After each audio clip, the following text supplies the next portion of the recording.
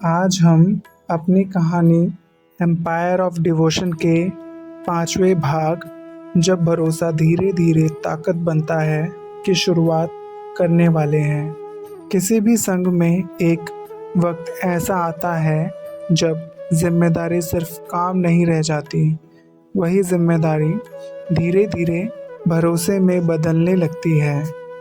और जब किसी एक व्यक्ति पर बाकी सबसे ज़्यादा भरोसा किया जाने लगे तो वही भरोसा समय के साथ साथ एक अलग ही तरह की ताकत बन जाता है। आश्रम के भीतर भी कुछ ऐसा ही हो रहा था। लोगों की संख्या पहले के मुकाबले काफ़ी ज़्यादा बढ़ चुकी थी। दूर दूर से लोग ओशो को सुनने के लिए आ रहे थे। कोई अपने जीवन के सवालों का जवाब ढूंढने आता, तो कोई शांति की तलाश में, और कोई तो केवल माहौल का हिस्सा बनने आते थे। लेकिन जितने ज़्यादा लोग आते गए उतनी ही जिम्मेदारियां भी बढ़ने लगी। हर दिन नए फैसले लेने पड़ते थे। हर छोटी से छोटी बात का ध्यान रखना पड़ता था। इन्हीं कारणों की वजह से सबको समझ आने लगा कि सब चीज़ों को संभालने के लिए किसी मजबूत व्यक्तित्व की ज़रूरत है। यहीं पर शीला की भूमिका और मजबूत हो गई।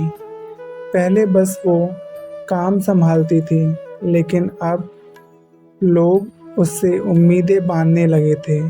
अब वो एक सेविका या सहायक नहीं रह गई थी। वह धीरे धीरे फैसले लेने के लायक बन चुकी थी। आश्रम के कई लोग उसके पास अपनी बातें लेकर आते थे। कोई प्रशासन की बातें करता तो कोई व्यवस्था की, और हर बार शीला उन सब बातों को सुनकर फैसले लेती। इस तरह उसका प्रभाव धीरे धीरे बढ़ता गया। ओशो अक्सर बाहर से सब देखते थे।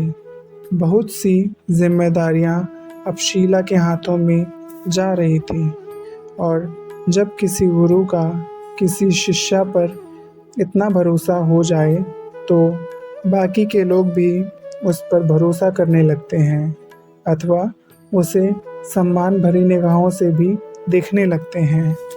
आश्रम के भीतर भी अब लोग समझने लगे थे कि शीला की बात का एक अलग ही वज़न है। लेकिन यही वो पल भी होता है जब जिम्मेदारी और ताकत के बीच की रेखा धीरे धीरे धुंधली होने लगती है। जब किसी को बहुत अधिकार मिलने लगते हैं तो उस अधिकार को संभालना भी उतना ही मुश्किल हो जाता है। शुरुआत में तो सब व्यवस्था के लिए होता है, लेकिन धीरे धीरे वही व्यवस्था कभी कभी नियंत्रण में बदलने लगती है, और कई बार लोगों को ये बदलाव तुरंत समझ भी नहीं आता। आश्रम के बाहर से तो सब शांत और व्यवस्थित दिखता था। लोग ध्यान कर रहे थे, प्रवचन सुन रहे थे और एक नए जीवन की तलाश में थे। लेकिन अंदर ही अंदर एक नया ढांचा तैयार हो रहा था। एक ऐसा ढांचा जहां कुछ लोग धीरे धीरे ज़्यादा प्रभावशाली बन रहे थे। शीला अब सिर्फ काम करने वाली शिष्या नहीं रह गई थी। वो धीरे धीरे व्यवस्था का केंद्र बन चुकी थी। लोग उसकी तरफ देखते थे जब कोई मुश्किल आती थी। लोग इसकी तरफ तब भी देखते थे जब फैसले लेने होते हैं। और इस तरह एक व्यक्ति का प्रभाव समय के साथ बढ़ता चला गया। लेकिन हर बढ़ती हुई ताकत के साथ एक सवाल भी खड़ा होता है। क्या ये ताकत सिर्फ व्यवस्था को मजबूत करेगी, या फिर धीरे धीरे उस व्यक्ति को ही सबसे ज़्यादा शक्तिशाली बना देगी? आश्रम के अंदर अब कहानी एक नए मोड़ की तरफ बढ़ रही थी, और शायद उस वक्त किसी को भी पूरी तरह से एहसास नहीं था कि ये भरोसा और जिम्मेदारी आगे चलकर कितनी बड़ी कहानी का हिस्सा बनने वाली है।